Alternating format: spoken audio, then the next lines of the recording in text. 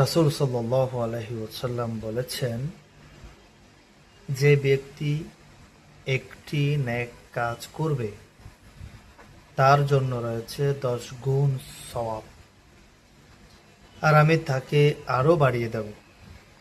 আর যে ব্যক্তি একটি মন্দ কাজ গুনাহ করবে তার প্রতিফল সে কাজের অনুরূপ, কিংবা আমি তাকে ক্ষমা করে দেব। যে ব্যক্তি আমার দিকে 1 বিঘত অগ্রসর হয় আমি তার দিকে 1 হাত এগিয়ে আসি।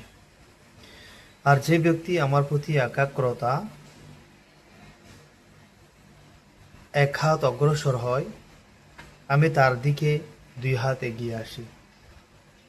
যে ব্যক্তি আমার কাছে হেঁটে আসে আমি তার দিকে ছুটে আসি।